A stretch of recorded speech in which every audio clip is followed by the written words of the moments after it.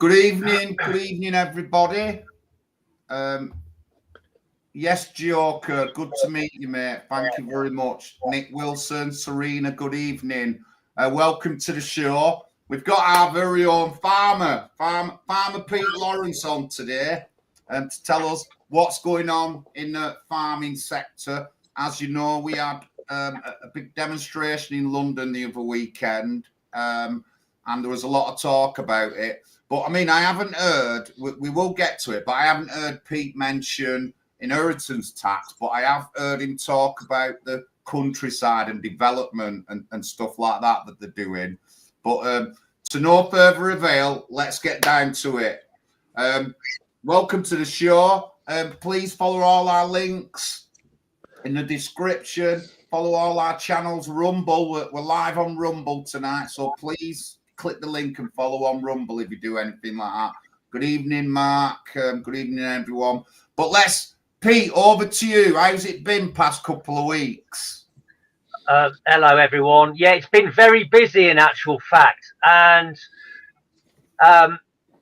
alongside National Housing Party, I do advocate for the farmers. I'm part of a campaign group down here in Cornwall that I helped to set up earlier this year, called Farmers Movement Cornwall. We've been chipping away. We've been working with a couple of anti-solar farm campaign groups down here as well, because that's a big issue in Cornwall, because we've got way more than our fair share of solar down here. There's over 5,000 acres already of solar built or in planning stage. Most of it is built, by the way, and that data was from a Freedom of Information request that I put into my local council. But of course, with Ed Miliband as Secretary of State for, well, if you can not burst out laughing, for net zero and energy security, then there's most likely a lot more on the way, because the plan for 2035 is to get solar up to 70 gigawatts. So we've got a real big issue in Cornwall about cumulative visual impact.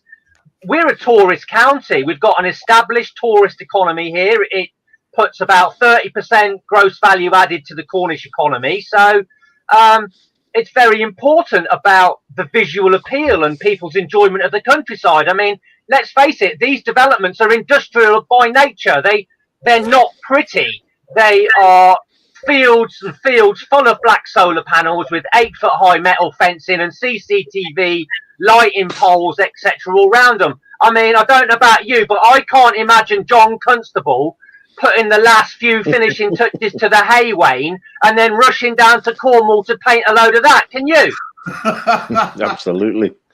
So it's anyway, interesting you mentioned that, Peter, because I read today that BlackRock have already launched a £100 million fund to buy farmland in Britain to be used for solar power and wind power. I mean, the solar panels are bad enough, but those wind turbines, they're absolutely abysmal. And they're just going to buy up farmland. And this is why we've got to, what is this inheritance tax all about, Peter? Well, it relates directly to that, Paul. I mean, we've had one very suspicious meeting with Bill Gates right before the budget.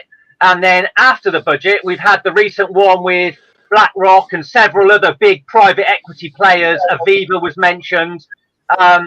And this is clearly a land grab that's going on. Pete, explain to the viewers the actual the percentages of the tax, what the government are trying to take from the land and stuff. Well, the government, previous to this, there was no inheritance tax to pay on lands that passed down from father to son, let's say. That was from 1984, Peter. I remember when the Tories stopped inheritance tax in the countryside in 1984 because it was destroying family farms. And it was like an emergency measure, and they abolished it. So this is 40 years without inheritance tax. Yes, and the government, the Labour plan is to reintroduce that threshold, but the threshold is very low. Yes, it's into the millions of pounds, but you've got to understand the price of farmland and the price of property now. It's really not difficult to rack up 2 or 3 million quid's worth of assets in a farm. And I know that sounds a lot for members of the general public, but honestly, you have to understand the nature of farming. Farming is actually, by deliberate design, by the globalists, now a very, very low return on investment business. We operate on a 1% return on investment, actually, if that. Now, that means that for every £1 million worth of asset that you have, be it land or a farmhouse, we're able to generate about £10,000 worth of salary per year. So you need £5 million worth of land to generate a £50,000 a year salary. Well, what's that in real terms? £1,000 a week, less than £1,000 a week. Well, that's about where your jobbing Sparky or your jobby self-employed tradesman is about at. So, you know, you're trying to tell me that your local Sparky's got 5 million quid's worth of kit in his van when he comes down to your house. I mean, this is the threshold is going to catch a large amount of farms. The government say it's only going to be about 500 farms. We're going to protect farming. It's absolute nonsense. If you're a single guy, your spouse has died or perhaps you've separated, you're going to get a total, including your personal allowances, of 1.5 million. That equates to about a farmhouse and 50 acres of land. Now, I'll tell you this for now. That's about a tenth of the amount of land you need to earn a proper full-time living in farming. So it's going to catch a lot of people in the net, and a lot of these people are not going to be able to afford this inheritance tax bill because, as I said before, we're asset rich, cash poor, and the only way out of this is to sell land to pay the bill. And you're going to have to sell about a quarter of your land to pay the bill. So in 4 generations, the farm is been gone. So what I say is the good news for young farmers is you're still going to be able to be farming.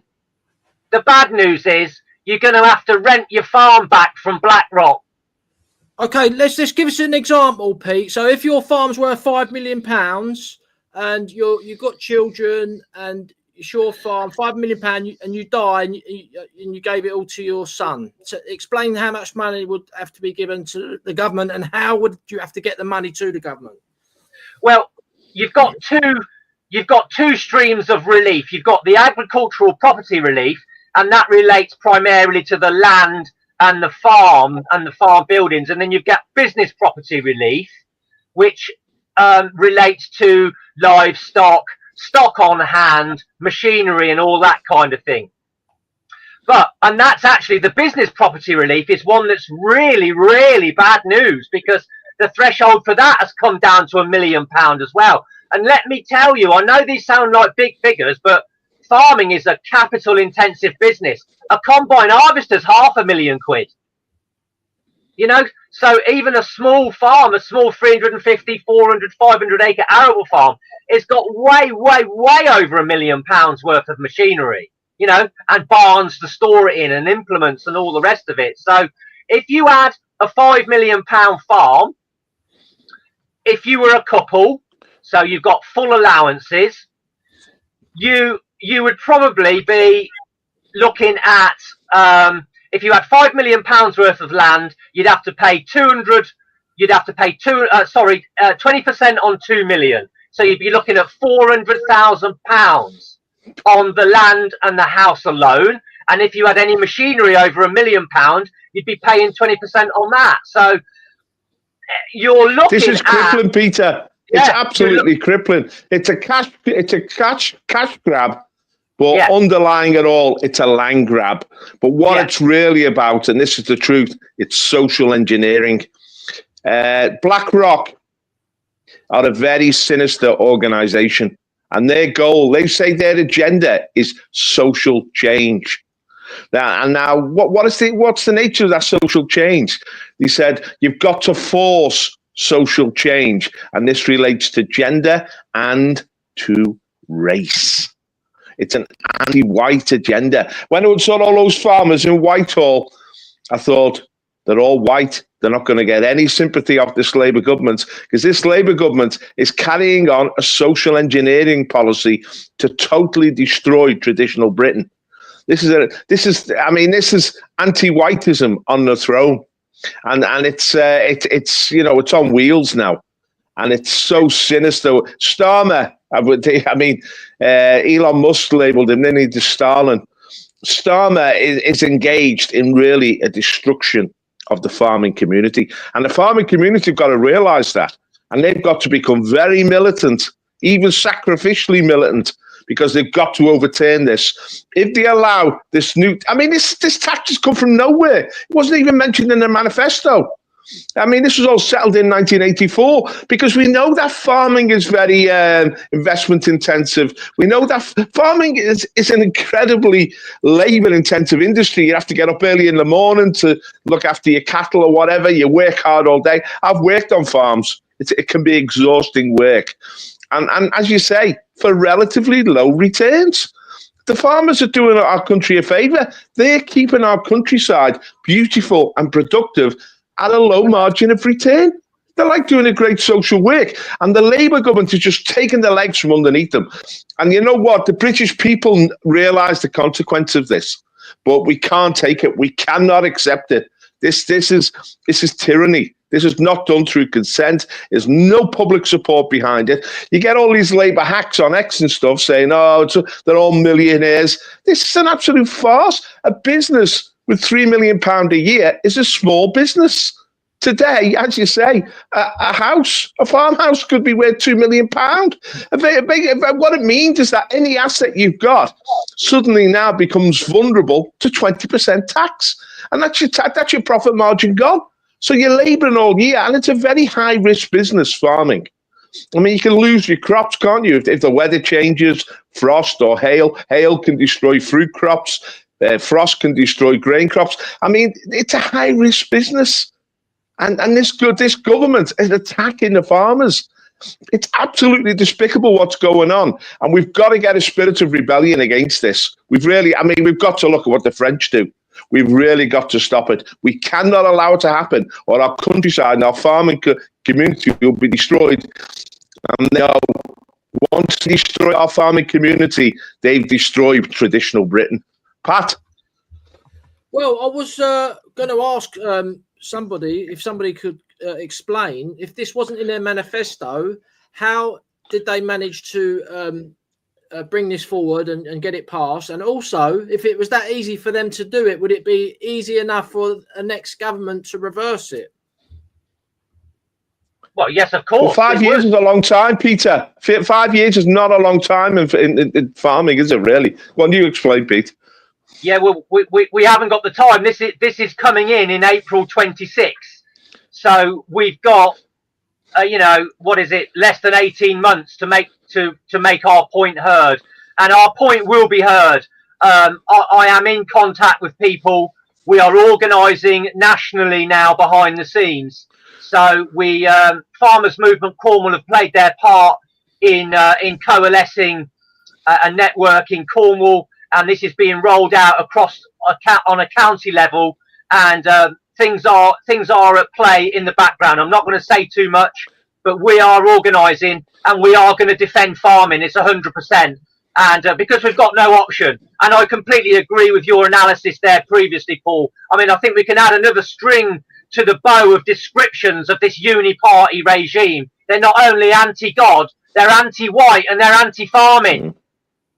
And it's got to stop. We can't let the farmers, Peter. We can't let the farmers do this by themselves. This has got to be a national movement. The whole of the British people have got to get behind the farmers. And the way to do that is that you've got to link it with elections. Now, you can link it with local by-elections, but this Welsh election in March 2026 is a crucial election. We can make this the issue of the election. Already, Labour is behind reform in Wales, so they're very vulnerable. We need every candidate who stands. Sorry? You mean 2025? No, it's in 2026, isn't it? Is it? March 26. It's not next year, it's the year after. I think so. The Welsh elections. But I mean, I thought that was coming up pretty there's soon. local elections in May 2025, Yeah, and that's they're what going I to be thought. important.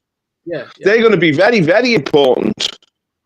But I mean, you see, we can't have any sort of moderate voices here softening the resistance. I don't know what the National Farmers Union's going to do, how militant it is. You've got to win this fight. If you don't win this fight, farming's finished in this country. And people have got to have a sense of desperation, and we've also got to have a sense of sacrifice here. We're going to have to go over the top in order to go over the top, because we're going to have to stop this. This tax is punitive. Already, Rachel Reeves has said today that Labour are finished with their tax rises. Now, at the next budget, she'll say, well, we didn't foresee this, and we've got this emergency, and we're going to have to put even more taxes on you. This government is just a lying propaganda machine. It's all about manipulation. But we've got to put them on the back foot, even though they got this big majority. If we start hammering them in local by-elections, which is happening, and in local elections, and in assembly elections, we'll make them panic. But we've got to hammer them. We've got to have a national movement. This is not about, I'm really glad that you're connecting, but I want the farming community to reach out. This is a great opportunity for the National Housing Party to get involved, because we've got a campaign completely alongside you, but also Reform. It's a test for them.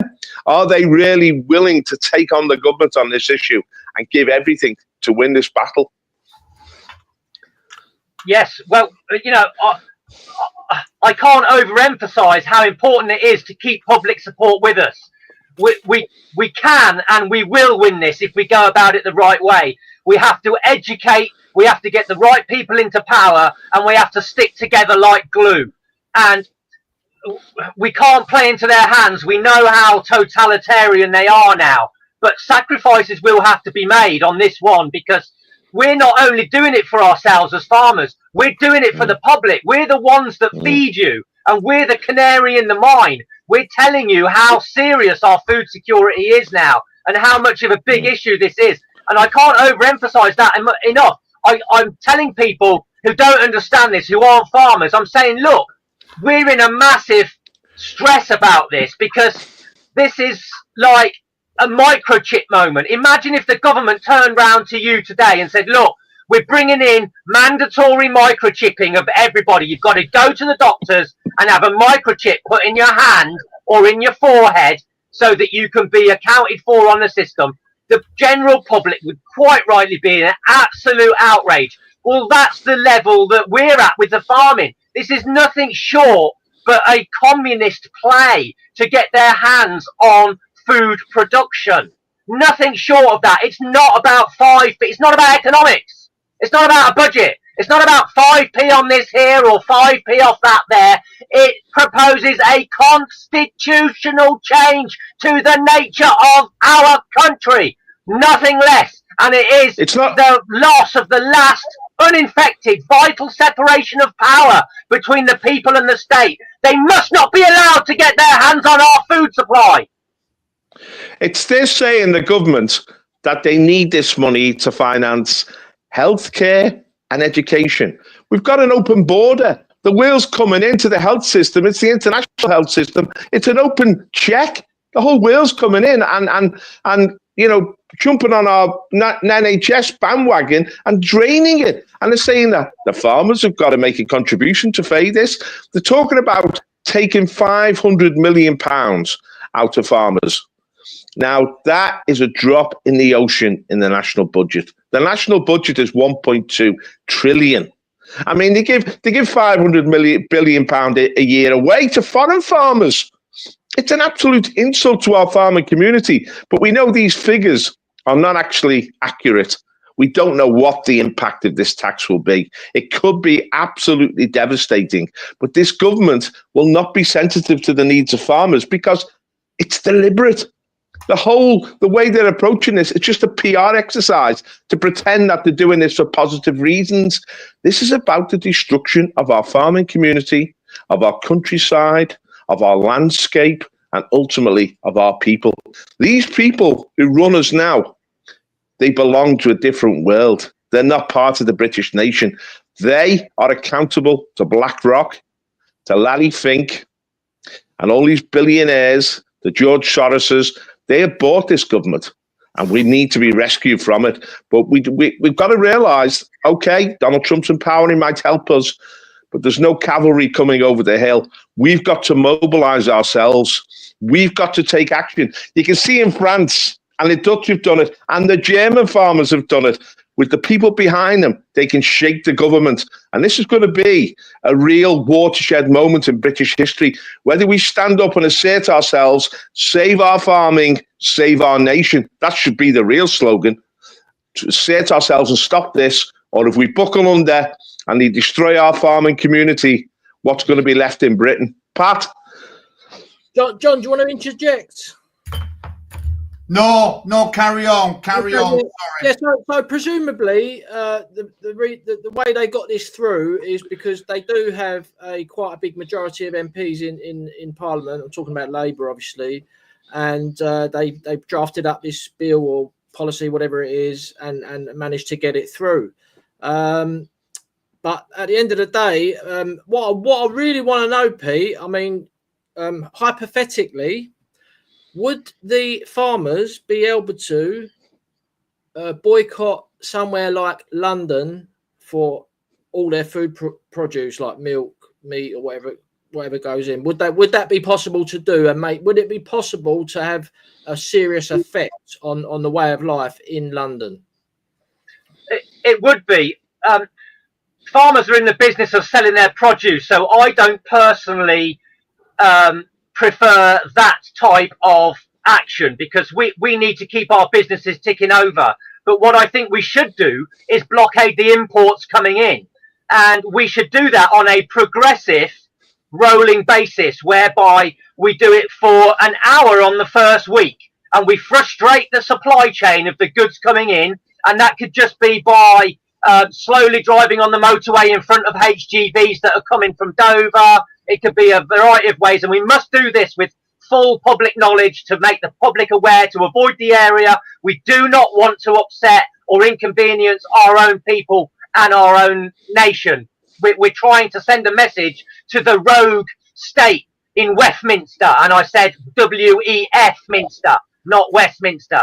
So the way to do it, I think, is to blockade for an hour first on week one. And then we go to the government and we say, are you going to sit around the table with us and talk about this? Because we want to entirely axe the inheritance tax attack. They say no. Fine. Week 2, 2 hours. Week 3, 3 hours. Week 4, 4 hours.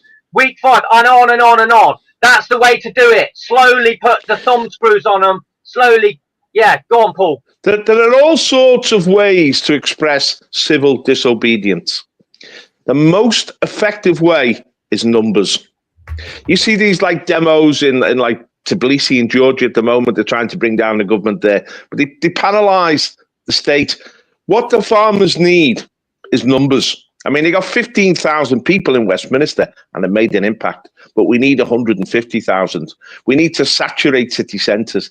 This is why Reform and the National Housing Party and even the Tories, any political movement has got to get behind the farmers and rally for them, spread the word. And we need to wake up the British people and say to the British people, look, this is a life or death situation for the British farming community. Forget all the soft soaping you've heard from the Labour Party, all the gaslighting, because that's what all these people do. Oh, there's nothing, this isn't going to impact the farm community. It's a lie, gaslighting. They know this is going to decimate the farming community, but they're going to try to introduce it slowly and gradually, and then it's going to take an impact, take hold.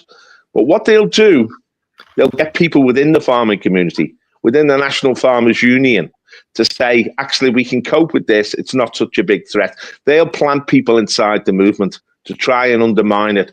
It's a real challenge to, I mean, that was a great expression you used before, Peter, the rogue state, because this is what we've got. We've got rogue, as in a dangerous state, which is attacking the British public. And this is the first shot. These people shouldn't even be in power now. I don't know why the Tories called the general election early, but the Tories could have waited until January 2026. And yet they put this Labour government in power, which suggests some sort of collusion with them.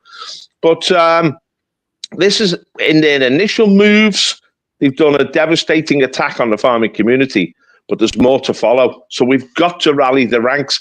While they've got this parliamentary majority, they feel invincible, but we can overcome them. This is our parliament at the end of the day. If these people are a rogue state and they're attacking the British nation have got to wake up.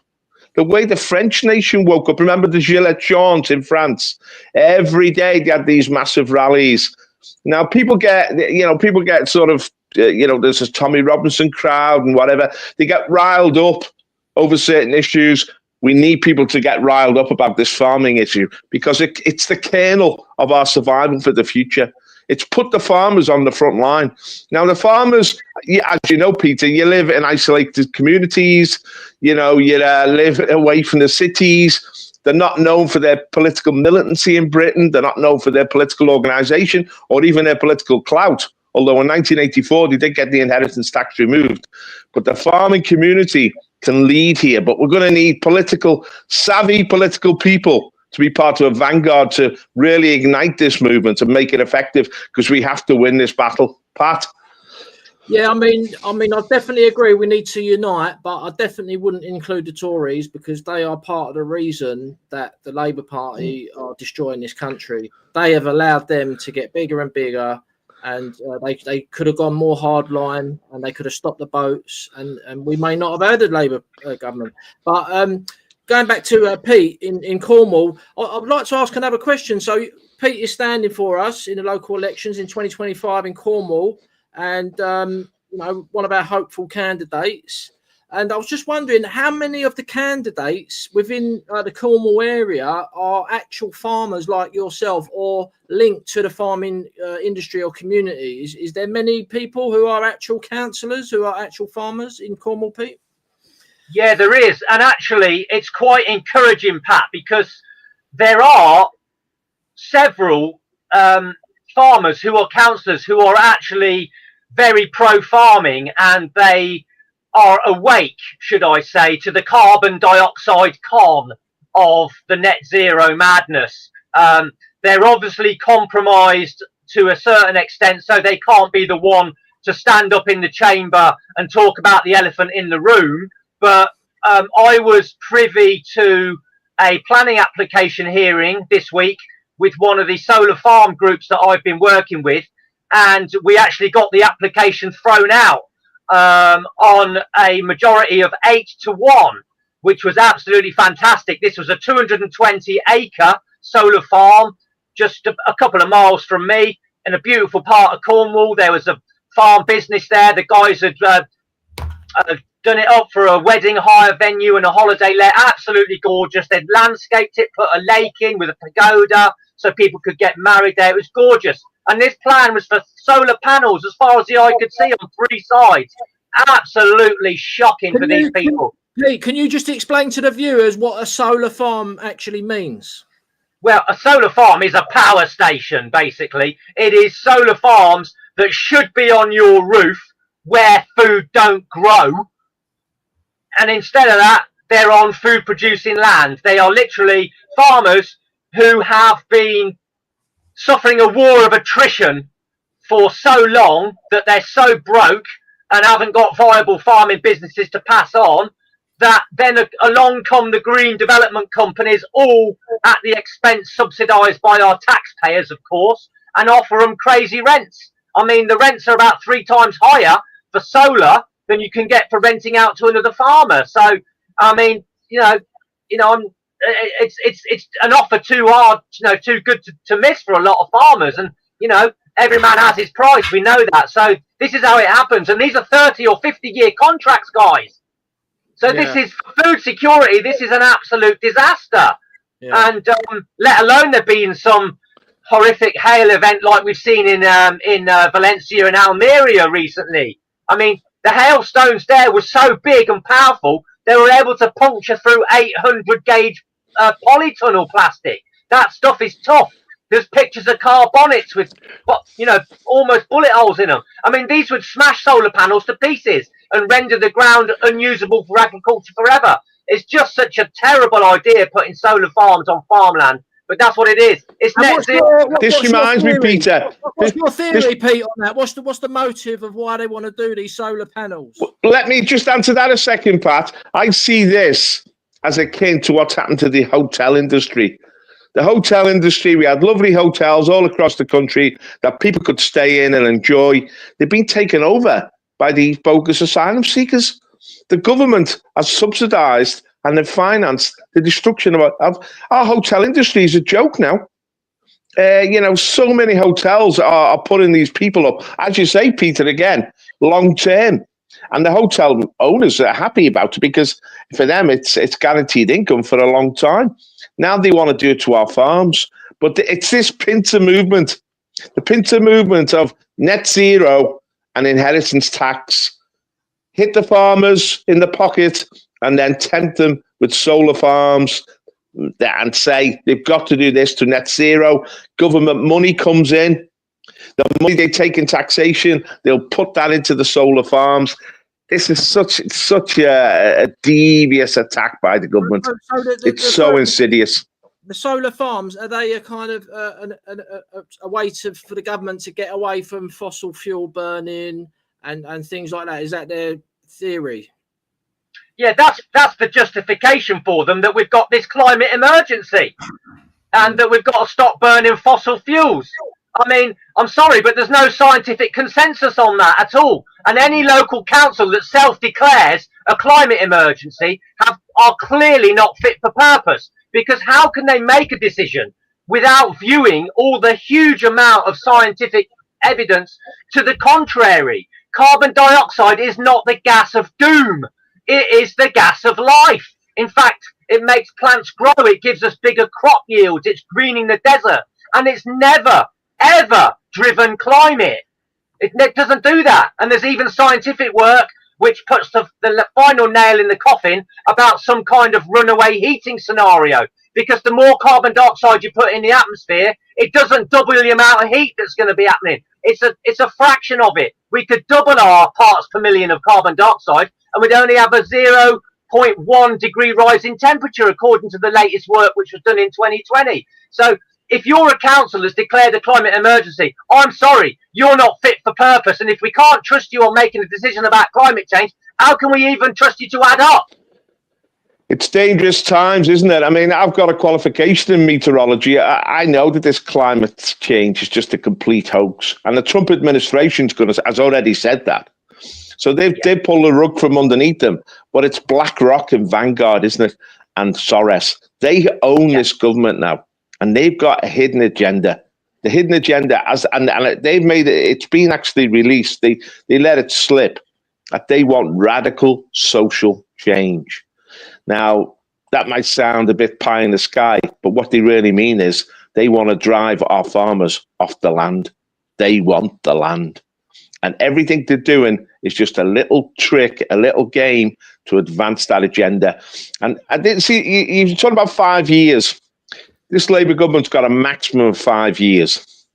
It could implode before that if we applied enough pressure and if we got the British people to rebel against them, especially with Trump pressuring them from above.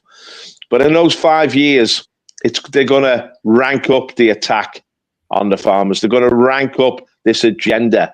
It's all hidden behind net zero, climate emergency. It's all a smokescreen. It's camouflage for what they're really doing. It's really about the destruction of our nation and the empowerment of these globalists, likes of Larry Fink and George Soros. They want to create a situation where the British people can never rebel against them, that they actually totally undermine our democracy and they take control of this nation. This is what they've attempted to do in the States. I mean, and obviously in America, Trump's defeated them.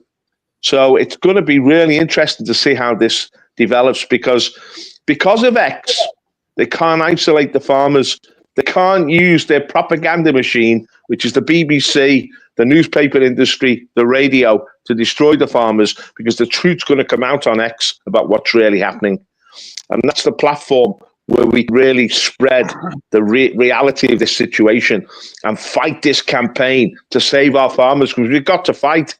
there's going to have to be a battle here. These people will not give ground unless we fight with real tenacity. John, did you want to say something? Yeah, I just want to answer Crunky McDunkey in TikTok. So there's about 400 hotels being used up, but HMOs and houses are not hotels. And if you went on to figures, it'd come in the thousands. So I just wanted to get that in. Is there any development, Pete, on cooperation with Reform? Any news? No, they're still telling me that they are going to be standing a candidate in all 87 wards in Cornwall. So I may have to stand against them, but so be it. Nationalists don't back down. Yeah, well, I'll be very surprised if they get a full slate. It's not easy to get a full slate. I mean, they haven't had any mass full slates across the country for local elections. I mean, they did in the general election, but that's a lot easier.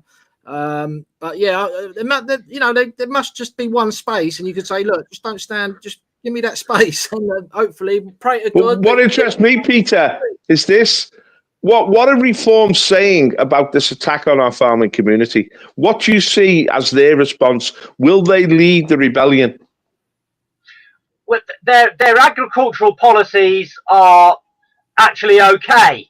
And this is the difficult thing with Reform. They're actually okay on some things. They are willing to tackle the net zero madness. They're willing to tackle the woke culture.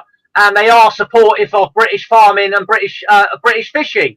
I mean, there's not a huge amount of policy actually on their manifesto document, but, you know, they are saying the right things. They don't go as far as I would personally go for. I mean, they're calling for sort of 3 billion in the agricultural budget, and I think it should be a double that. We need 6 billion in the agricultural budget, and that's not a lot, by the way. I mean, you know, it's not just words. It's not just their words I'm interested in, Peter. I'm interested, how are they actually involved in the resistance organisation of actually mobilising the farmers to fight this? No. I mean, we did our second rally on Saturday down here in Cornwall, and there were some members of Reform turned up, and they supported with their banners. So they are aware of it, and their policies aren't bad. But no, there's no actual work from them that I can see of them actually standing out, apart from a couple of tweets here and there, that they're actually doing it. We're being left to do it all on our own, Paul. There's nobody coming to save the farmers. The uni-party blob, including Reform, aren't doing anything, I'm afraid. We're going to have to do it ourselves. And this is the point at which we say no. There's going to have to be a mass civil disobedience movement. There's going to be after mass movement. And we're going to have to say to people, look, it's time. It's time to stand again behind the red, white and blue. Because if you eat food, the farmer's struggle involves you. Did you manage to get our banner down there, Pete, at the demo? Pat, I didn't. But we've got a couple of banner drop places we could do it. I'll tell you why I didn't do it, mate. I was just so busy on the day. It was absolutely off the scale. Our first rally, we had about 30 tractors. We had over 100 tractors. It was proper farm army business. And I just didn't get when's the next one? When's the next one, Pete? We don't know yet. We're going to have to see what happens, but it'll be post-Christmas. It'll be after Christmas, but we'll see what happens. Like I said, the main push is building out the network across all the counties now, so that's happening in the background. And we're working with Cornwall Council as well. We've actually had some good results with them from our pressure group. Like I said, we got this solar farm overturned, and recently, just today, we've heard that they want to vote.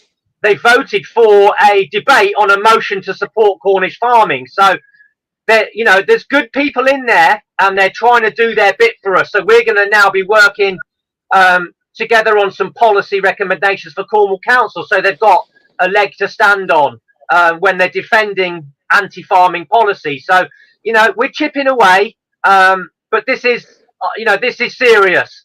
The truth is, Peter, the truth is, to get the Labour government to rescind this tax increase, this tax raid, it's a raid, it's a cash grab against the farming community.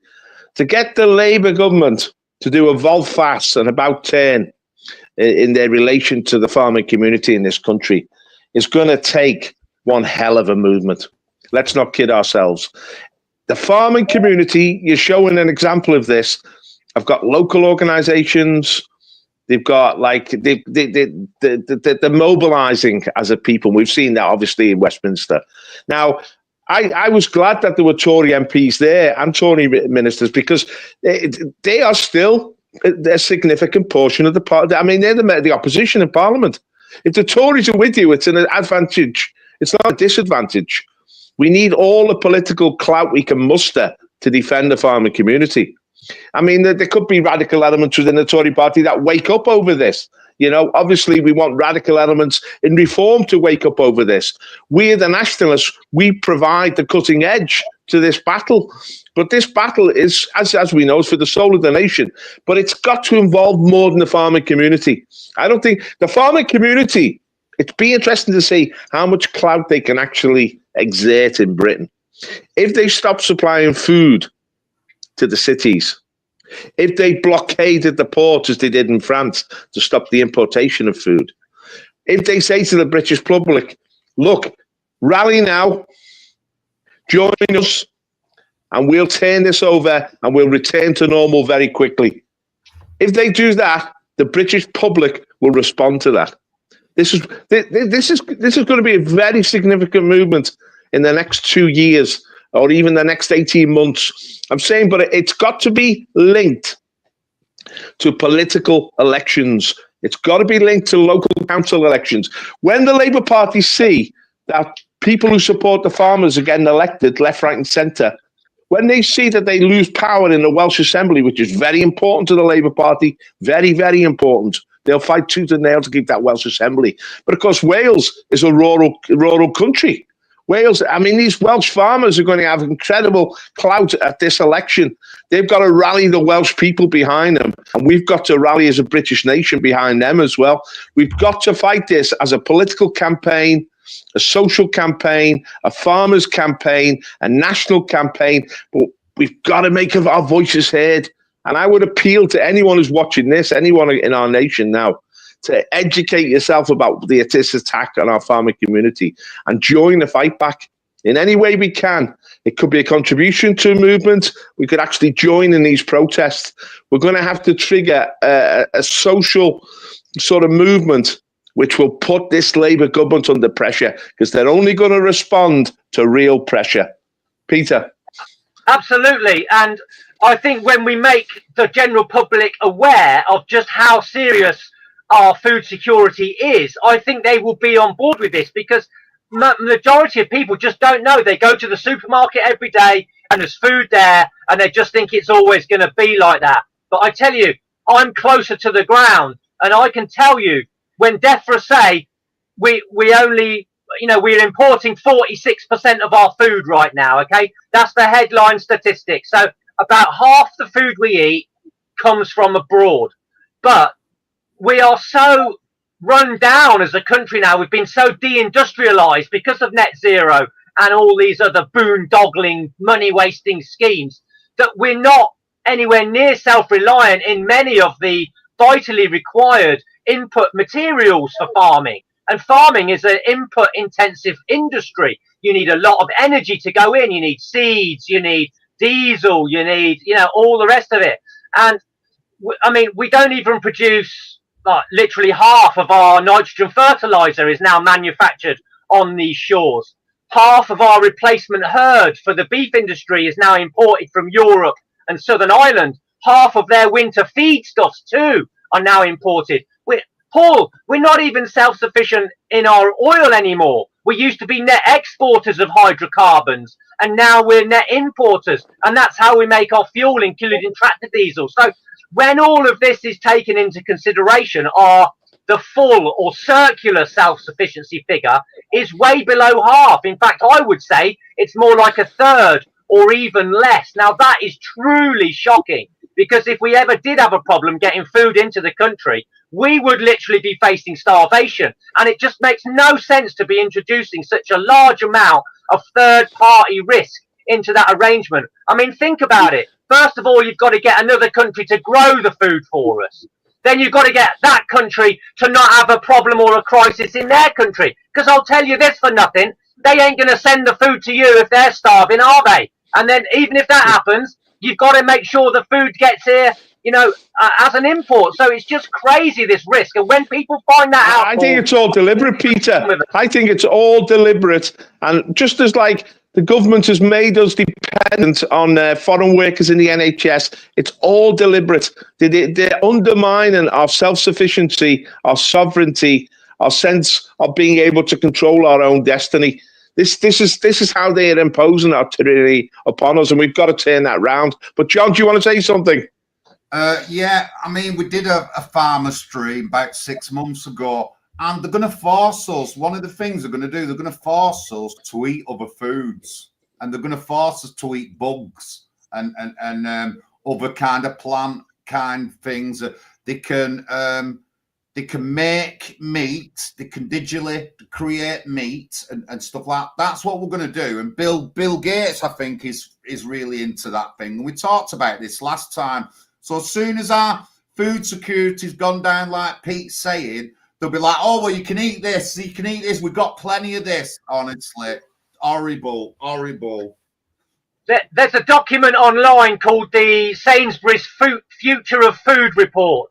So if anybody wants to go and have a look at that, that's a little snapshot of where they want to take us. It's all indoor vertical farming of vegetables, and it's 3D printed meat, and it's novel proteins. So this is bug flour, bug fat, you name it. And this isn't the future, by the way. This is all being put into place now. A lot of the funding in agriculture, which is very frustrating because we need real funding to buy machinery and keep up to date and actually keep up to date with all these green schemes that they're bringing in. Like, you know, you can't spread slurry on the land now in case it goes in the rivers. So they're shortening the window of time in which you can spread slurry. So everybody's got to upgrade their slurry containers on the farm at a huge expense.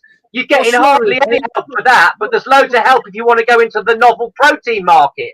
So they're already pushing it, guys. It's coming. That's what they're trying to do. And I'm sorry, I ain't eating bugs while they're flying around the world in their private jets, feasting on the finest wine and the finest grass-finished fillet steak from the Swiss slopes. I'll tell you that for now. What's slurry, Pete? What's slurry? Slurry is from a dairy farm. It's cow poo from a dairy farm. Manure. Liquid manure.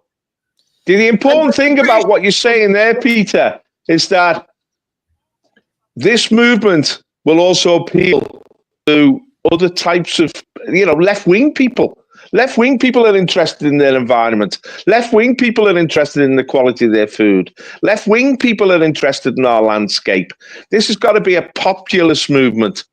This is why I say anyone on board, even members of the Labour Party, if they wake up to the reality of what's happening, but they seem to be like just minions now of this globalist controlled rogue government. But we need a populist movement, the British people. And although it is fundamentally an anti-whiteism, we need all people to come on board, even the Muslim community. Any support at all would be welcome because everybody has to have quality food. Everybody has to, respect our countryside. Everybody has to realize we need a prosperous, thriving farming community. And that's what has been created through the hard work of farmers, through their commitment over the last 40 years. Since the inheritance tax was removed, which was starting to destroy the farming community. And so what did the Labour government do?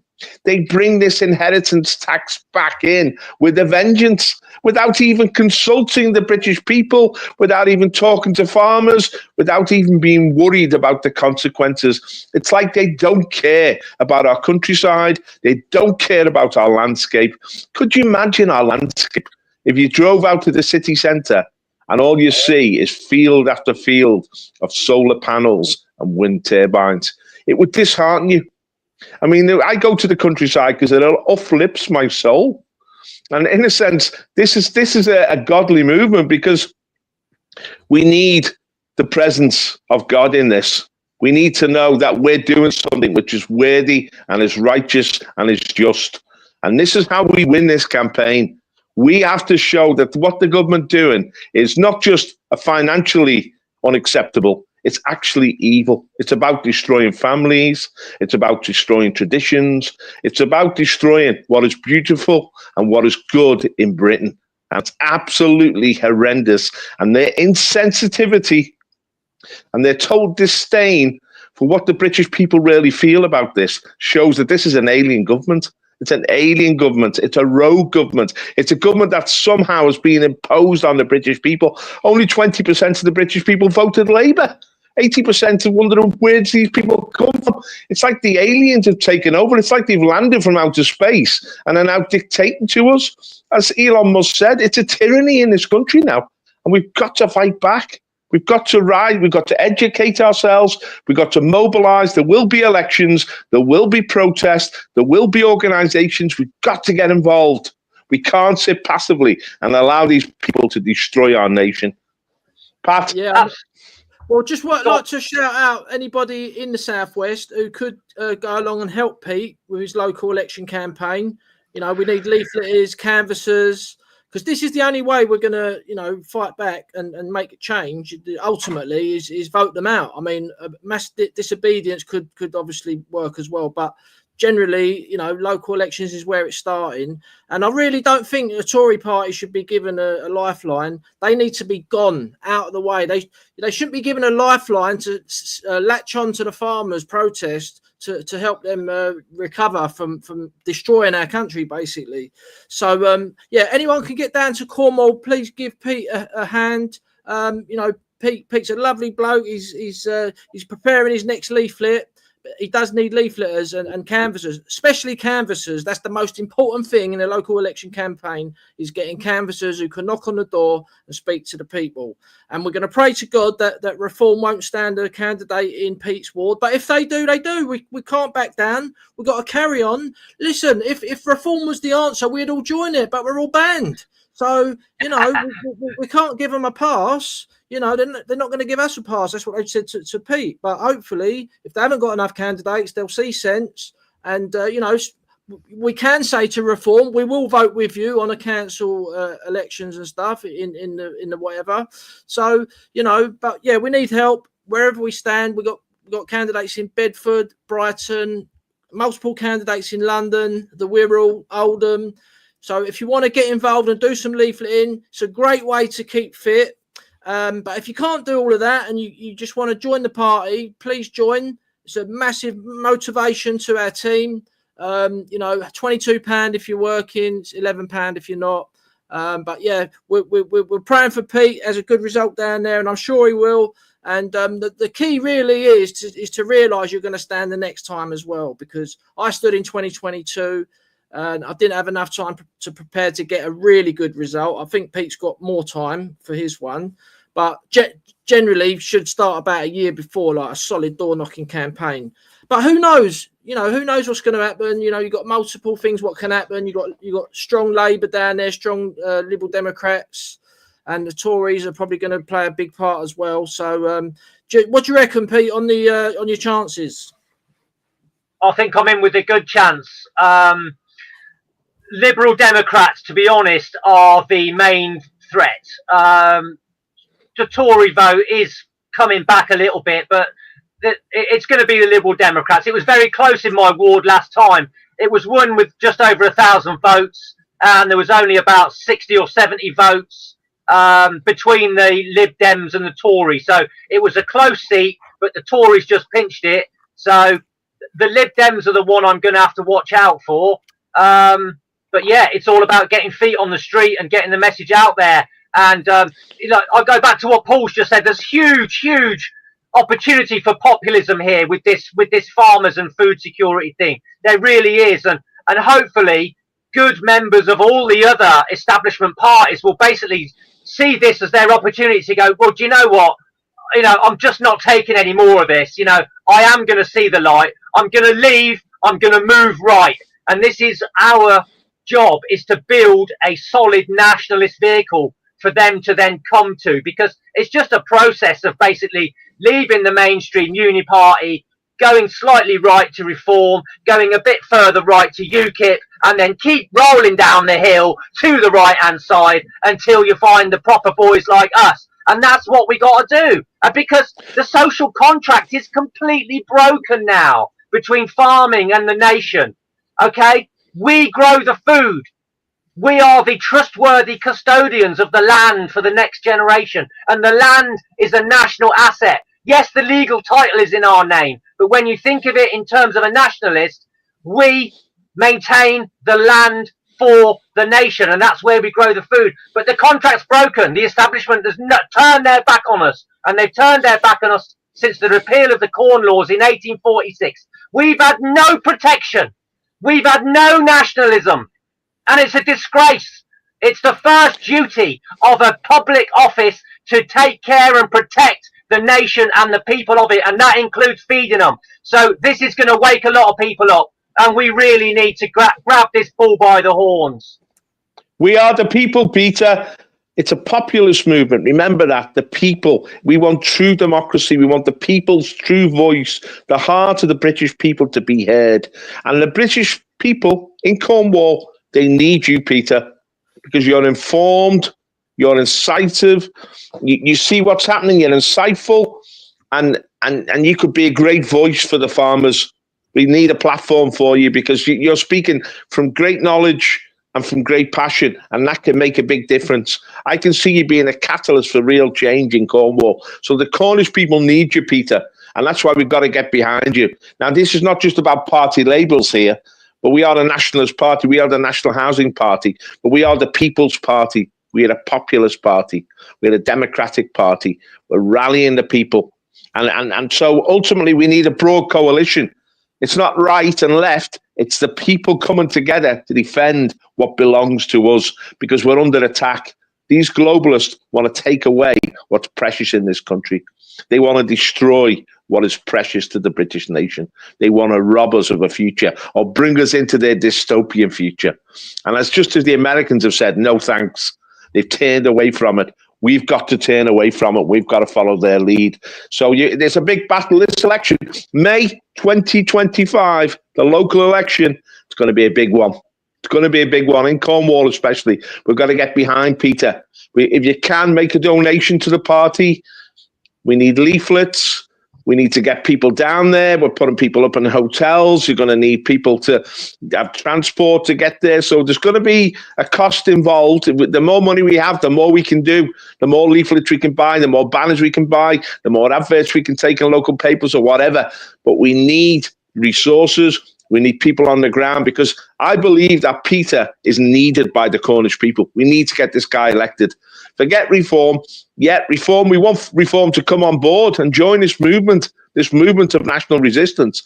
But we need real people who are a voice for resistance. And Peter is that voice because he's informed, he's passionate, and he's a leader. And I'm sure the Cornish farmers know that, and they'll rally around you, Peter. So I think it's going to be really incredible in May 2025. John. Thank you, Paul. Thank you. You know, you're right. Everything's right that we said. But in the end, the thing is, all this is just more on control and telling us what we've got to eat, how we've got to move. We've talked about all these things. And that's the kind of thing they want across the world. And then it can easily do everyone over. I hope everyone can hear me on TikTok. Thank you, Irene. I've made you a mod, Irene. And thank you, Jackie. Yes, Jackie Viva, thank you very much. This is the National Housing Party, guys. You've heard us. We've got our very own farmer spokesman, Pete, on.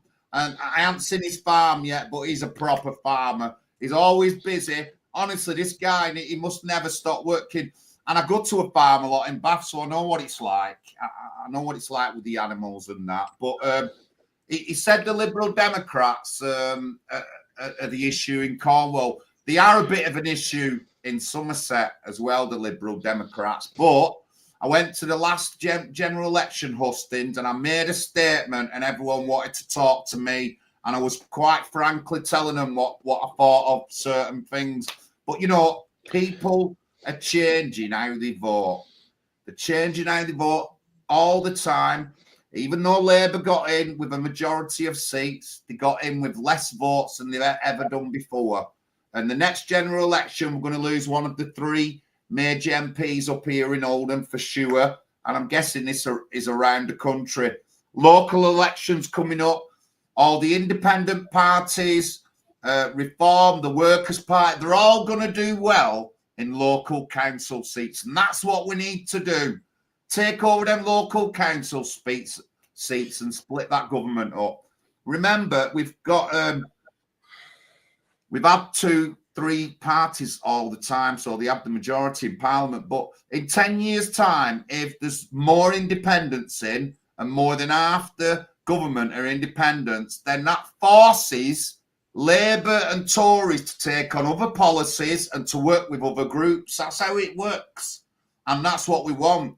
And we'll be there, the Nationalising Party will be there, taking in all that back-fed stuff, taking in all the dropouts and moving in when we can do.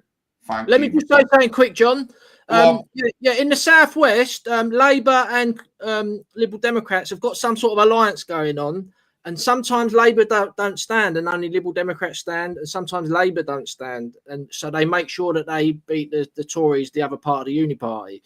But Callum Lee, who got our best result for the party in South Gloucestershire in a place called Yate, I found it quite interesting that only Liberal Democrats were standing in that election. There was no Labour Party on the ballot paper, which was the first time I'd ever seen that.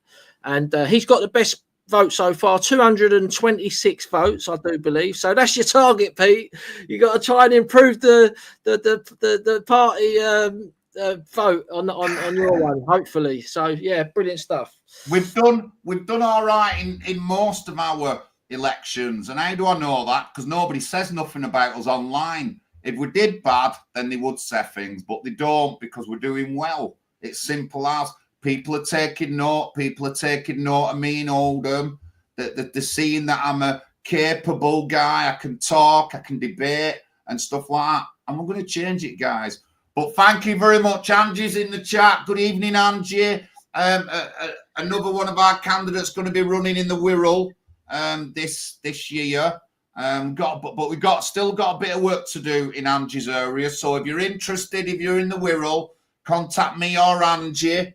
You can contact me through the description, our emails, admin emails on the bottom of the ticker bar there, and give us some assistance in the Wirral.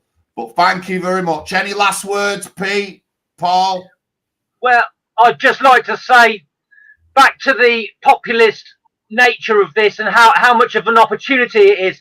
Everyone's been let down in this country by the establishment. The genuine Labour voter of the red has been let down. The genuine Conservative voter of the blue has been let down. And we're constantly divided as a society. So I have to say, it's time to stand again behind the red, white and blue.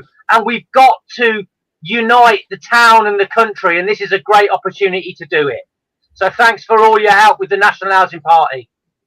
I think this fight back from the farmers could be the catalyst to bring the people back to power in Britain, to actually bring these globalists to the knees and force them out of power like they have been in America. And things are going to change over the next 2 years. It's going to be very radical, but we've got to get behind the farmers.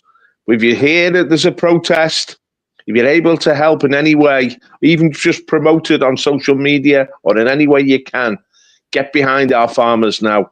I mean, the Labour Party are already doing a besmirching campaign, but a lot of dark propaganda to try and undermine the farmers. It's sinister, and we're facing a really nasty foe here. So we've got to raise our game, and we've got to fight as hard as we can on behalf of our farming community. Thank you.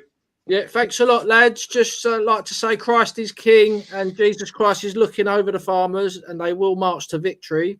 And I'll leave it over to you, John. Thanks very much. Thank you, everyone. Don't forget, follow our channel, follow all the descriptions. Got a lot on YouTube tonight. Please make sure you subscribe. All our other links are in the description. Our emails are our admin email. Can ask us anything to do with the party or anything, just email us. We do have personal emails. There's our personal emails, northwest and then down south. But thank you very much, everyone. Good night.